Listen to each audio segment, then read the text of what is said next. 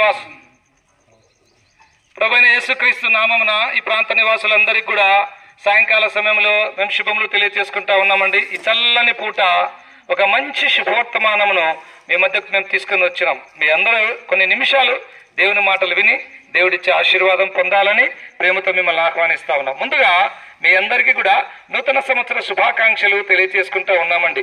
దేవుని వాక్యం పరిశుద్ధ గ్రంథమైన బైబిల్లో ఈ మాట వ్రాయబడి ఉన్నదండి.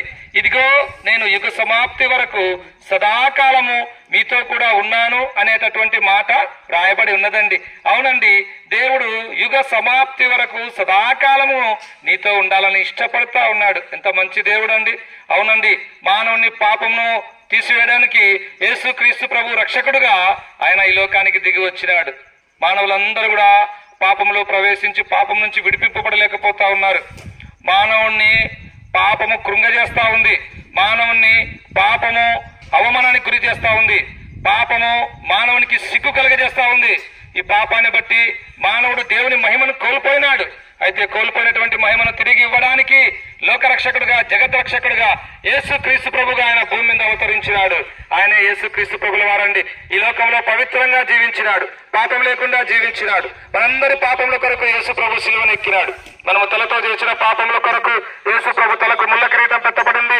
మనము చేతులతో చేసిన పాపముల కొరకు యేసు ప్రభు చేతులకు మేకులు కొట్టబడినాయి. మనందరి పాపముల కొరకు యేసు ప్రభు సిలువలో దారదారలుగా రక్తం చిందించినాడు. మన పాపముల కొరకు ఆయన సిలువలో మరణించి సమాధి చేయబడి 3వ దినాన తిరిగి లేచినాడు. మాటలు వింటున్న సోదరి సోదరుడా, నువ్వెవరైనా సరే, నువ్వెంత ఘోర పాపమైనా సరే, ఎన్ని దినముల నుంచి పాపములు చేసిన వాడవైనా సరే, నీ పాపముల సంఖ్య ఎంత పెద్దదైనా సరే, యేసుప్రభు చెంతకొచ్చి యేసుప్రభు నేను పాపిని, నన్ను క్షమించు, నీ రక్తంతో నా పాపం కడుగంటే చాలు. యేసు రక్తం ప్రతి పాపం నుంచి నిన్ను కడిగి పవిత్రులుగా చేస్తుంది. నీ హృదయం శుద్ధి కాబడుతుంది. నెమ్మది, శాంతి, సమాధానం, సంతోషం నువ్వు చూడగలవు.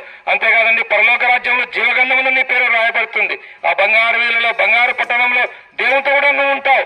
లేకపోతే ఈ లోకంలో నీ ఇష్టానుసారంగా తిరుగుతూ పాపం నుంచి విడిపింపబడకుండా, పాప క్షమాపణ పొందకుండా ఈ లోకం విడిస్తే నిత్య నాశనం, అగ్నిగుండం, పాతాళం తప్పించుకోలేవు.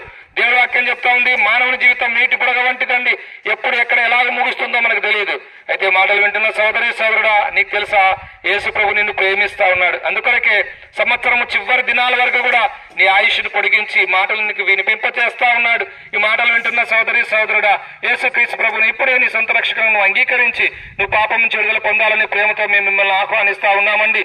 ప్రియ సోదరి సహోదరుడా, దేవుడు యుగ సమాప్తి వరకు సదాకాలము మీతో కూడా ఉండాలని కోరుతా ఉన్నాడు. అమ్మాయ, ఆలస్యం చేయవద్దు. ఇప్పుడే యేసుక్రీస్తు ప్రభుని సొంత రక్షకులను అంగీకరించి పాపం నుంచి విడుదల పొందాలని ప్రేమతో మేము మిమ్మల్ని ఆహ్వానిస్తా ఉన్నాం. ప్రభు అయిన యేసునందు విశ్వాసం ఉంచండి, అప్పుడు మీరు చీకట్లో నుండి ఆశ్చర్యకరమైన వెలుగులోకి నడిపించబడతారు.